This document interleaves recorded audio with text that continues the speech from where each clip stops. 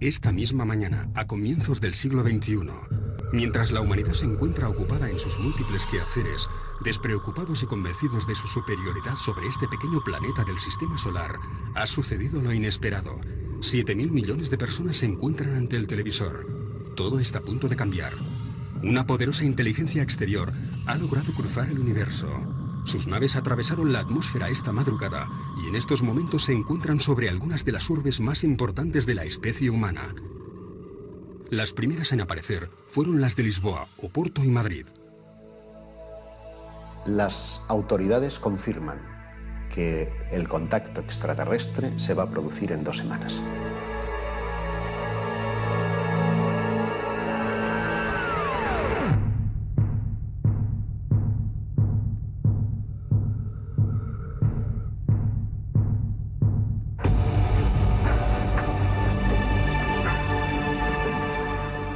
De golpe las autoridades se han dado cuenta que sobre nuestros cielos hay una nave de tamaño colosal, ¿no? Ya se sabe que existen. Está probado.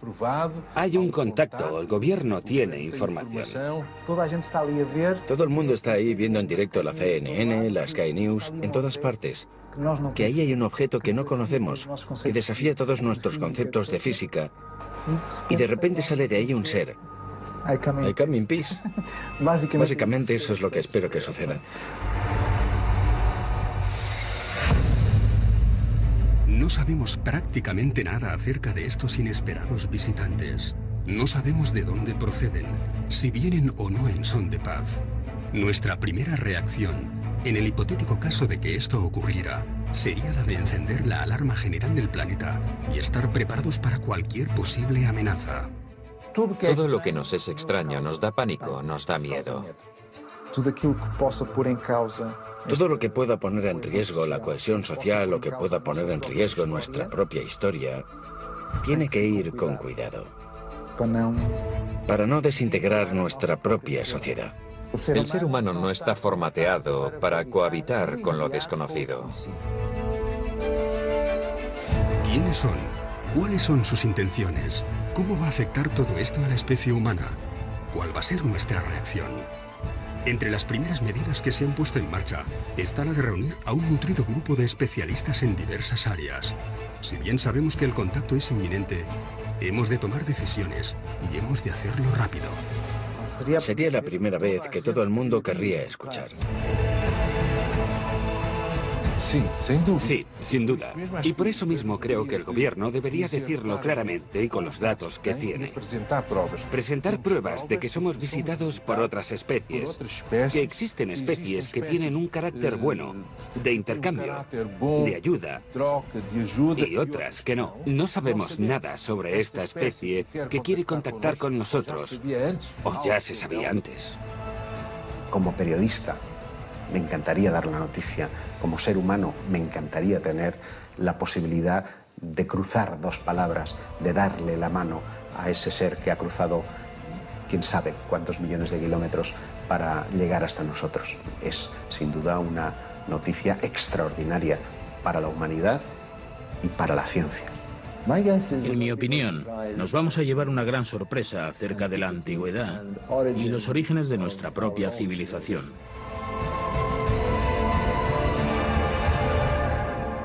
Todo es posible. Todo es posible. Realmente hay que empezar a pensar que seres de otros mundos o de otros universos sean capaces de llegar hasta la Tierra y de tener una agenda, un plan del que prácticamente lo desconocemos todo. En los primeros momentos en que se recibiese la noticia, a no ser que esa noticia fuese filtrada por alguna agencia tipo la ONU, tipo planetaria, conjugada con alguna deliberación del poder científico, De ser completamente inesperada, sería un auténtico desorden, una desorganización y un pánico absoluto. Pero de ser mediatizada, en el sentido de una preparación previa, con una serie de pasos previos, los efectos serían relativamente diferentes. Deberíamos mostrarnos acogedores. Esa sería la primera actitud, y no tener una actitud paranoica. Pero yo creo que la única manera de que las personas despierten y crean es a través de los grandes medios de comunicación. Solo los grandes medios de comunicación. Básicamente eso en lo que creen y que consumen todos los días en el desayuno y en la cena. Les haría ser conscientes de que todo esto es real. De no ser así, va a continuar el proceso de ridiculización y de desinformación. Decía el famoso astronauta estadounidense que parece que el ser humano va a estar negando todo esto, incluso si tuviese un marciano tomándose un café con él. Lo seguiríamos negando. Habrá quien sí acepte la información que el gobierno le dé y otras personas que no, como suele ocurrir siempre con todas estas cosas, ¿no? Las autoridades se tendrían que preocupar más por la calma de la sociedad que por otra cosa. Una información muy alarmista puede generar conductas de pánico que lleven al caos. Es posible que se manipulara todo lo que ocurriese. Todo este tema lo tienen muy controlado. Quizás sea el tema más controlado a nivel de opinión pública que haya existido jamás, porque estamos hablando de lo más importante. Es más que posible que se hiciesen interpretaciones que fuesen completamente manipuladas, para que el público no tuviese una opinión propia de lo que ha ocurrido. Por lo tanto, creo que sería función del gobierno decir que la probabilidad de que existan otros seres es elevadísima, que se sabe, con los datos que tenemos, que existen otras especies y que quieren entrar en contacto con nosotros. Que el gobierno hará lo posible para establecer ese contacto con una actitud de intercambio, de benevolencia, de querer el bien, pero que también estará capacitado para, en caso de haber una actitud agresiva, defenderse. La desorganización planetaria lógicamente sería lo que corresponde a un caos. Por supuesto, el sistema económico, podemos imaginarnos que habría una caída en la bolsa bastante considerable. Pero si la naturaleza de la relación es fraternal, a lo mejor ese proceso se puede hacer de forma muy pausada, no tiene por qué ser inmediato. Se puede llevar como un tiempo de adaptación donde progresivamente se puedan ir dando indicadores que permitan que la mayoría de las personas puedan familiarizarse con esta idea. Muchas de las películas que se han hecho, por ejemplo Steven Spielberg, Encuentros en la tercera fase, E.T., sirven para ir sondeando cómo reaccionará el público cuando se dé la gran noticia. Y tendríamos que preguntarnos, ¿con qué propósito nos visitan? ¿Están aquí en son de paz? ¿Vamos a ser colonizados?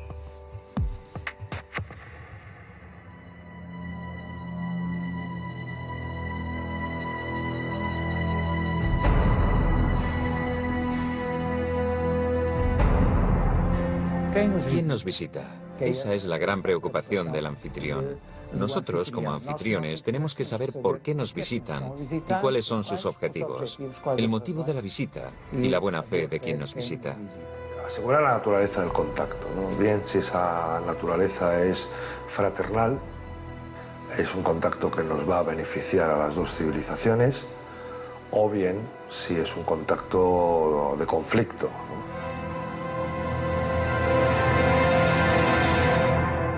Las experiencias que tenemos en ese sentido con microsociedades de nuestro propio planeta, en cuanto mantienen un contacto abierto con una civilización más desarrollada, con un nivel tecnológico más desarrollado, es que terminan siendo fagocitadas. Aunque sea solo por el roce o por el trato. Yo me imagino a los niños jugando con el merchandising de los nuevos visitantes. Me quiero imaginar pues, a voluntarios que van a querer ir a visitar sus naves, conocer su tecnología, a científicos fascinados por aquellos primeros avances, por aquellos primeros pasos en el campo de la medicina, en el campo de la ciencia, de la física. todo nuestro conocimiento se vería completamente alterado. Y eso estremece, porque ¿quién se va a quedar al cargo de nuestra cultura, de nuestra identidad, de nuestras cosas como seres humanos? ¿Quién va a querer salvaguardar de esa mezcla natural entre una raza supuestamente superior y nosotros? Si nos basamos en nuestra propia historia, nunca fuimos en son de paz. Siempre tuvimos como objetivo conquistar. Conquistar la tierra o conquistar los recursos. Si ese es el espejo, lo que hicimos nosotros en América Latina fue increíble. Diezmamos poblaciones. En América del Norte también, diezmamos poblaciones. Teniendo en cuenta nuestra propia experiencia en términos terrestres en relación con otras culturas, entendemos que un inferior tecnológico o un inferior cultural sería siempre diezmado y ultrapasado por un superior tecnológico y cultural. Cuando Cortés llega a las costas de México y es recibido con los brazos abiertos, podemos pensar que tiene que ver con el sustrato de que aquellas gentes estaban esperando a su serpiente emplumado, que además es representado con barba blanca, con yelmo, en definitiva, muy parecido a los conquistadores españoles. Como son sus dioses, pasad, sois bienvenidos. Lo desconocido es siempre una gran incógnita. Es el gran adversario, el terror de la supervivencia y de la existencia de la especie. El Brookings Report se hizo en los principios de los años 60. Por tanto, acababa de crearse la NASA. Y es ella quien pide al Brookings Institute un estudio sobre la exploración espacial. El informe tiene cerca de 220 páginas. Al final aparece la hipótesis del descubrimiento de vida extraterrestre y la hipótesis de que en un futuro se llegue a descubrir vestigios de civilizaciones ya desaparecidas. Se menciona, por ejemplo, el descubrimiento de artefactos, estructuras o ruinas en la Luna, Marte o Venus. Y un poco más adelante, dicen que nuestra historia está repleta de ejemplos en que sociedades menos avanzadas acaban por destruirse al entrar en contacto con sociedades más avanzadas. O fueron diezmados, o simplemente desapareció su cultura al ser enterrada por una cultura superior. Por tanto, siguiendo estos ejemplos, aconsejan que al encontrar cualquier vestigio de la existencia de una cultura superior, sea mantenido en secreto hasta que puedan realizarse más investigaciones. Con lo que sabemos actualmente, con lo que ya se ha escrito, parece ser que los extraterrestres son una multitud de diferentes razas. Vamos a llamarlo así, o especies. Vamos a llamarlo especies. Y por tanto, no todas tienen una actitud benévola, una actitud pacífica. Hay unas que sí y otras que no. Esto es lo que se sabe a día de hoy. Hasta que las altas instancias no supieran cuáles son los planes o intenciones. Se intentaría no causar pánico. ¿Quién nos va a defender de las posibles hostilidades de personas que no conocemos? ¿Cómo vamos a resistir ante la aparición de este intruso que supuestamente para llegar hasta nosotros es desde el punto científico y tecnológico muy superior? Estamos hablando de un paso más dentro del fenómeno. Ese paso habría que tener muy en cuenta la seguridad nacional. Es lógico pensar que las autoridades quieran determinar qué nivel de peligro supone ese contacto entre humanos y alienígenas. Si da la impresión de que nos van a comer, posiblemente no queremos ofrecernos tan fácilmente. Más vale que nos preparemos y nos protejamos en la medida de lo posible, ¿no? Y ahí hay que actuar rápido.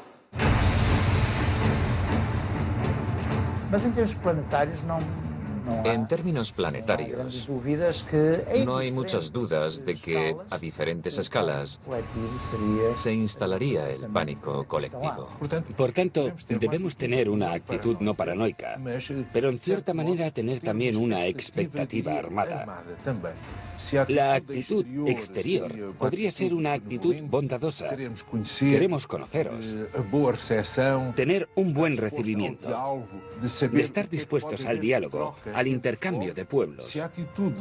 Pero si la actitud de la otra parte fuese una actitud agresiva, hemos de tener algo preparado para, al menos, dar una respuesta defensiva de legítima defensa. Pero no podemos tener una actitud de paranoia, ni de desconfianza, ni agresiva.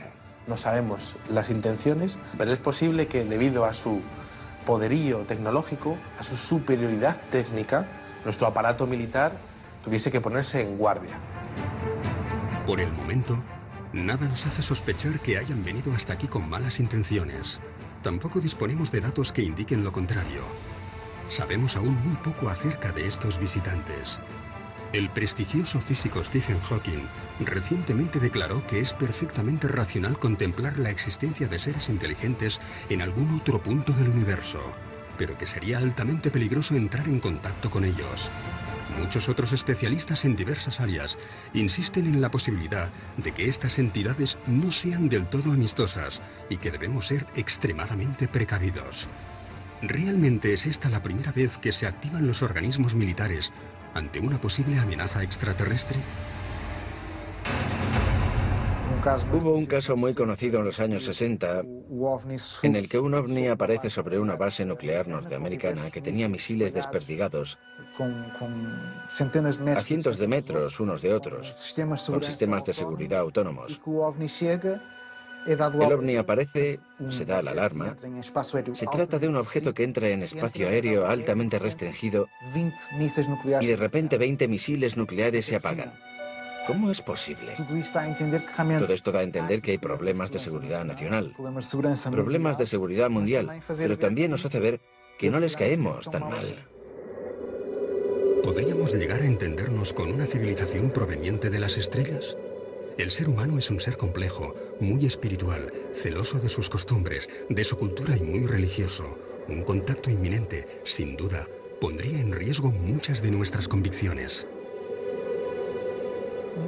Pero a largo plazo, no de inmediato, las consecuencias más evidentes serían a nivel religioso, a nivel ideológico y a nivel cultural. Esta cuestión ha sido discutida muchísimas veces porque no todos los grupos culturales o religiosos del mundo sabrían qué hacer con la llegada de seres del espacio.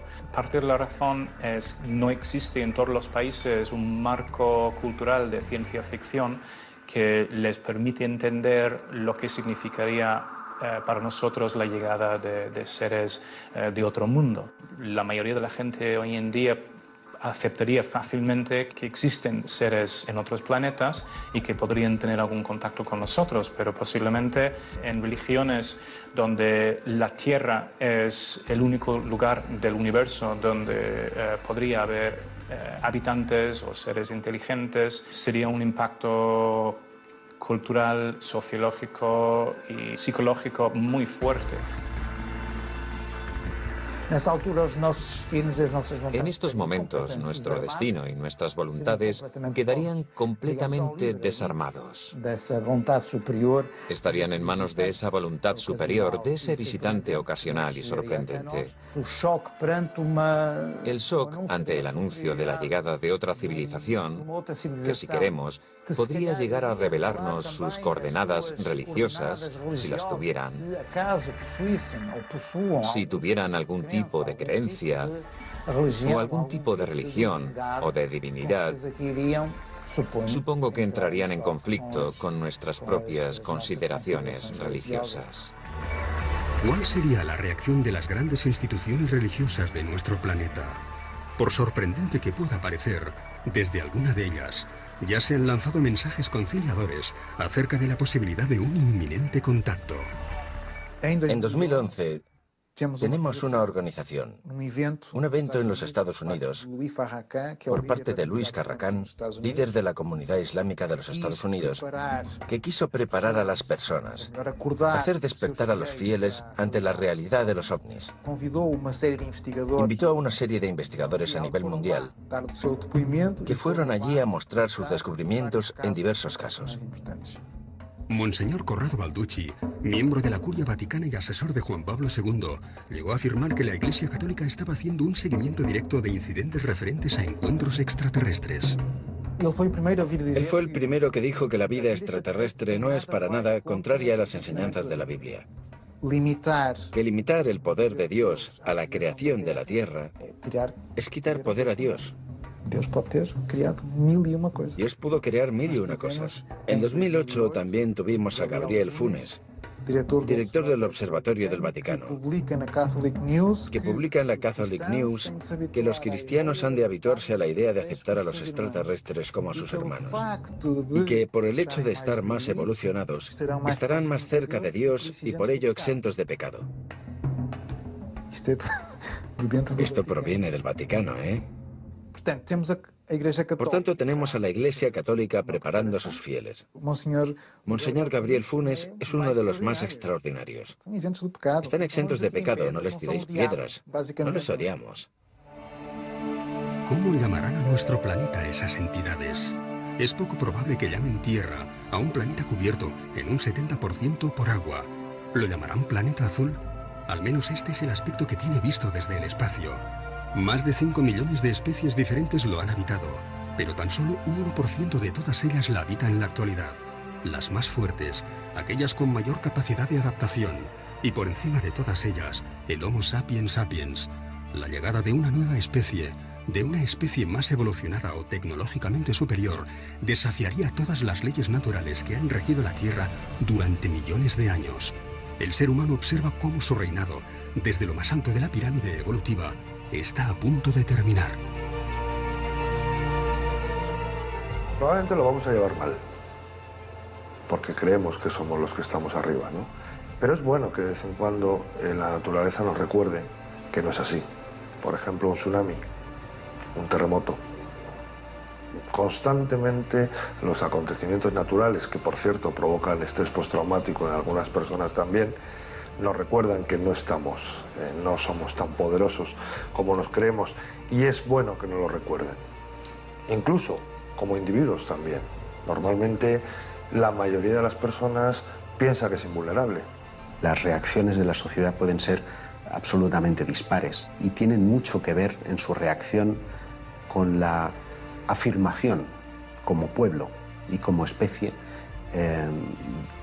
y como signo de identidad de cada uno de los pueblos. Sería la primera vez que las nacionalidades dejan de existir. Pasamos a ser solo uno. Pasamos a ser todos terrícolas.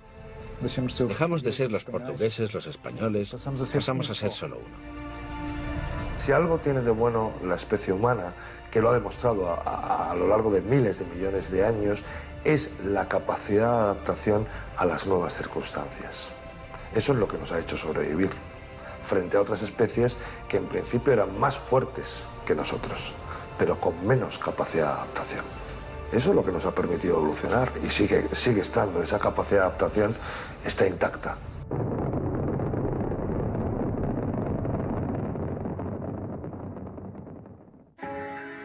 ¿Quién es la persona idónea para comunicarse con los extraterrestres?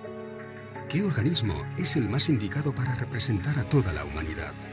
Esta es probablemente una de las cuestiones más difíciles de resolver en los días previos al contacto. ¿Quién les dará la bienvenida en nombre de todos nosotros? ¿Quién sería el mejor embajador para hablar con los extraterrestres? ¿Sería la Organización de las Naciones Unidas? Claro. El día del contacto todos querrían estar allí. Todos querrían estar allí.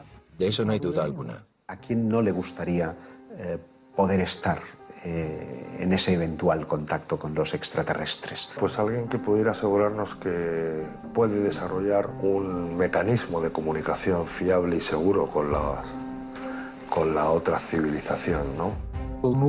La ONU representa oficialmente a todos los países. Es lo lógico Y en ese caso, si es un representante de toda la humanidad, ¿a qué raza, a qué religión, a qué parte del mundo le correspondería establecer el contacto con un ser más desarrollado, al menos técnicamente, que los seres humanos? Los políticos no estarían preparados para este encuentro. Por mucha información que llegasen a manejar a nivel de informes oficiales o a nivel de toda la infraestructura que hay creada en torno al fenómeno OVNI y que coge dinero de los presupuestos militares, no estarían preparados por una sencilla razón, porque no sabrían a qué atenerse, no sabrían exactamente de qué es capaz el fenómeno, qué casos ha habido y qué es lo que le ha ocurrido a la gente que ha tenido contacto con este tipo de inteligencias o con este tipo de objetos. Los ufólogos no son los indicados porque la única cosa que hemos hecho a lo largo de los últimos 65 años es intentar probar su existencia.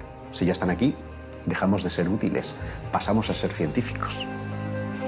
Lo que tendrían que hacer básicamente sería hablar con todos los expertos en el fenómeno OVNI y recopilar una serie de casos que han ocurrido en el pasado y que podrían ayudar con respecto a un contacto inminente.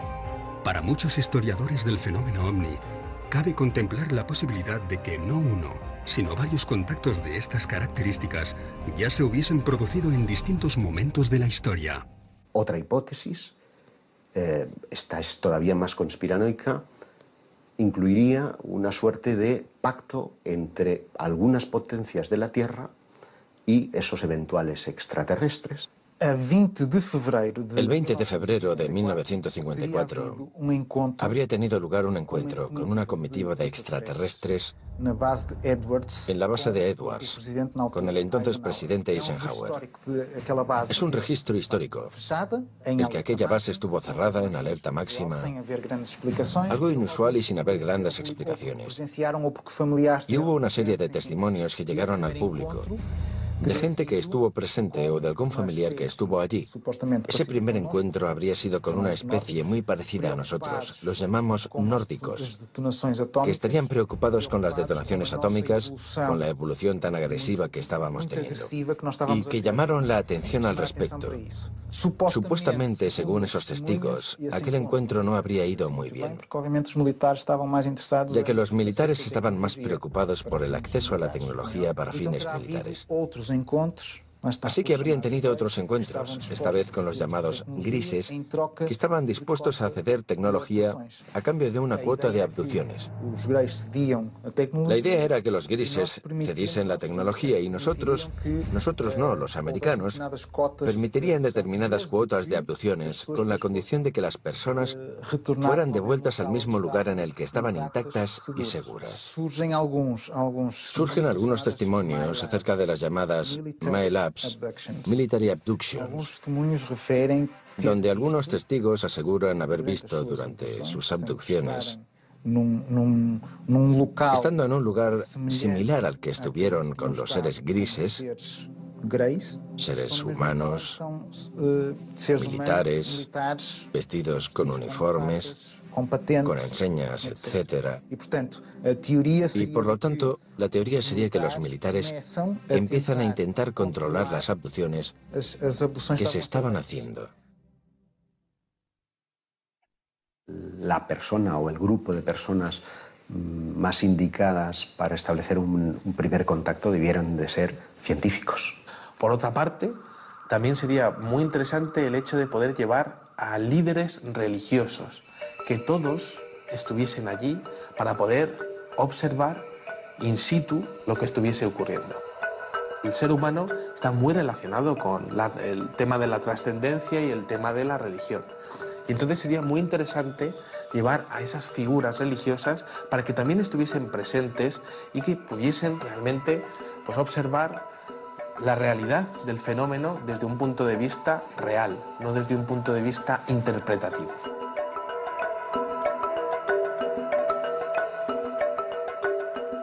Y entonces el problema será la comunicación, el entendimiento, porque si consideramos que son seres ontológicamente diferentes, la comunicación va a ser siempre difícil. La comunicación solo se puede establecer, en principio, entre seres ontológicamente similares. Es un problema pensar en el lenguaje, un problema que incluso estuvo en el punto de mira de los gobiernos que se preguntaron en un momento determinado, creo recordar que a finales de los 80, que si existía un eventual contacto, ¿cómo nos íbamos a comunicar con ellos? Seguramente lo que se tendría que hacer es traer a los mejores expertos en matemáticas de la península ibérica, más bien del mundo. Tendríamos que hablar con todas las naciones de la OTAN y tendríamos que hablar con los mejores expertos en las mejores universidades del mundo y traer los mejores matemáticos. La comunicación sería a través de las matemáticas.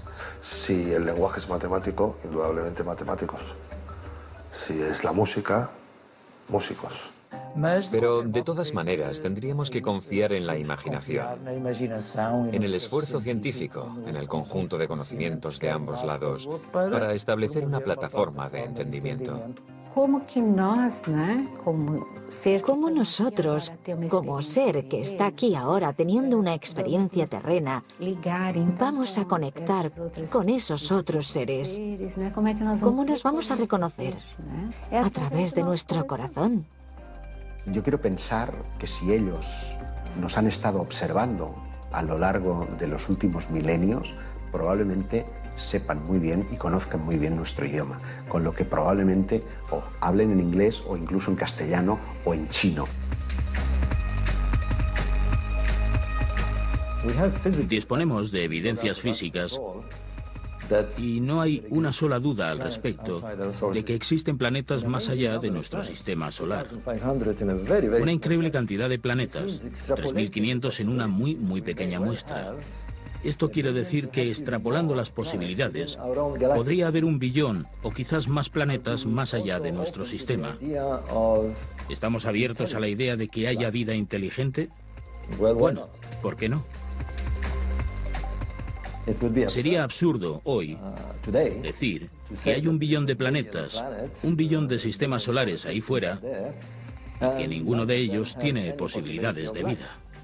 Hemos de suponer que nos enfrentamos a una civilización con muchos más años de evolución, tecnológicamente muy superior y capaz de vencer distancias para nosotros inabarcables de un universo del que aún desconocemos prácticamente todo. ¿Cómo son sus aeronaves? Tiene que ser una nave que sea capaz de albergar el combustible, de propulsarse y albergar la vida. Y como en el espacio no hay aire, no hay rozamiento, no tiene por qué tener una forma muy aerodinámica como el Concorde, no tiene por qué tener forma de avión, puede ser una caja. No sería descartable que tuviese forma de cilindro o forma esférica, en por lo menos alguna de las partes, para poner esa parte en rotación y simular una fuerza centrípeta de tal manera que simules una gravedad. El combustible ocupa mucho espacio y pesa mucho, por lo tanto tendrían que tener una cierta limitación en el tema del combustible y obviamente intentar coger energía del camino, bien sea pues a través de energía pues, que venga de las estrellas o de donde la puedan ellos conseguir. Podría ser realmente muy extensa para poder captar toda la energía que pudiese venir de las estrellas. Obviamente, pues bueno, claro, aquí nuestras naves funcionan con energía química, ¿no? Quemando queroseno, pero bueno, podrían ser centrales nucleares o centrales que de alguna manera hubiesen sido capaces de crear antimateria, que la antimateria daría mucha más energía. Nosotros no sabemos crear antimaterias a esas escalas, pero la forma no tiene por qué tener una forma muy predeterminada. Todos nos hacemos la misma pregunta. ¿Qué o quién descenderá de esa nave? Se abren las puertas y no sabemos qué forma van a tener. Hoy en día ya hay mucha literatura y descripciones de diferentes tipos de extraterrestres que son considerados más o menos agresivos. Por lo que tendríamos que tener en cuenta qué tipo de extraterrestre es con el que vamos a contactar. Aquí en la Tierra tenemos todo tipo de especies de animales y todos son diferentes. A ver, digamos que la que se supone que está más evolucionada somos nosotros, tenemos pues una anatomía muy característica, el hecho de tener las manos es muy importante, el hecho de que caminemos a 2 patas pues también es importante para tener la perspectiva, el que tengamos los 2 ojos enfrente pues también nos ayuda a calcular distancias, el hecho de que cómo nacemos, que realmente nacemos y mientras nacemos el cráneo se nos deforma para poder salir y eso también tiene su porqué y de hecho nacemos y no sabemos nada, necesitamos muchos años de aprendizaje y eso es lo bueno. Claro, cuando un animal nace y ya se puede valer por sí solo, en realidad pues poco evolucionado va a estar.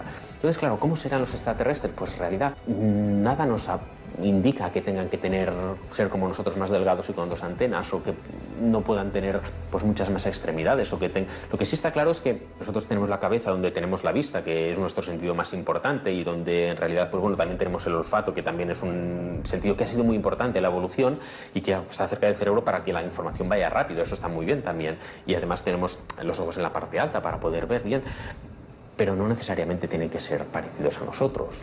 Nosotros estamos basados en una química, podrían estar basados en otra química. Su ADN no tiene nada que ver con el mío, pero ¿y si resulta que soy de tu raza, que soy de tu especie y que estoy circunstancialmente viviendo en otro planeta porque en un pasado remoto estuve en el tuyo? A lo mejor esa es la explicación a todo, ¿no? La composición del ser humano parte del carbono, pero ellos no tendrían por qué estar basados en los mismos elementos químicos. Nosotros necesitamos oxígeno, pero es probable que ellos no tengan que respirarlo. De hecho, para una especie ajena al hábitat terrestre, esta podría ser una sustancia tóxica. El extraterrestre que descendiera de esa nave tendría que ser un ser adaptado a su planeta, a su climatología, a su temperatura e incluso a la radiación de su estrella. Por lo que contarían con dispositivos oculares, de respiración o algún tipo de protección para sus cuerpos.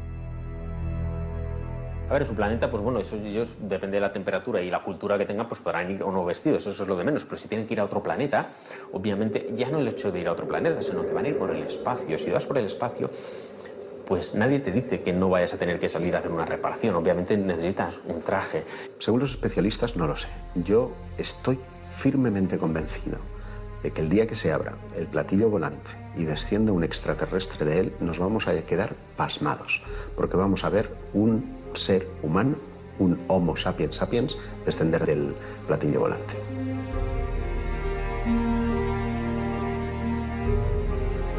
De ahí va a bajar un Homo sapiens sapiens. Somos 7.000 millones de personas las que habitamos nuestro planeta. ¿Quién de nosotros no desearía estar presente en el momento en el que se abran las puertas de la aeronave? ¿Quién no tendría una pregunta para formular? Un deseo, un mensaje. ¿Quién no se ha imaginado qué haría si es uno de los elegidos para darles la bienvenida? Escuchar. Por cierto, una actitud que como seres humanos perdemos cada día más, sobre todo cuanto más occidentalizados estamos. Escuchar. No te voy a negar que es un momento esperado y que espero no morir sin haber visto que ha llegado ese momento, ¿no? No lo sé. Me gustaría poder experimentar en primera persona la corroboración de que no he estado persiguiendo fantasmas. Como primera pregunta, trataría de ver corroboradas mis cuestiones más personales, ¿no? Como, ¿sois realmente quienes creo que sois? ¿He estado equivocado?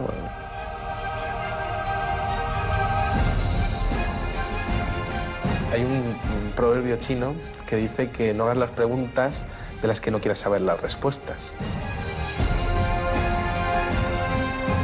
El día del aterrizaje creo que les preguntaría si alguna vez han estado aquí antes, porque eso posiblemente justificaría tanto tiempo invertido en el estudio de los ovnis.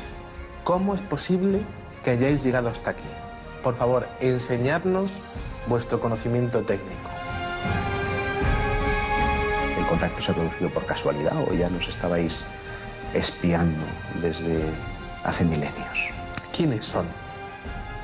¿Quiénes son ustedes? ¿Por qué nosotros? ¿Consideran que somos necesarios en el cosmos? ¿Consideran que estamos haciendo las cosas bien?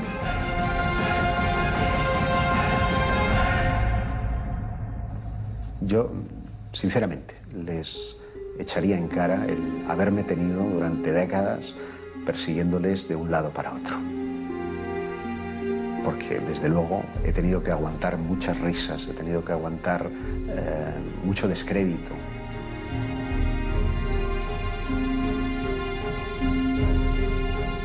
Para que después tenga la confirmación de que ellos existían realmente.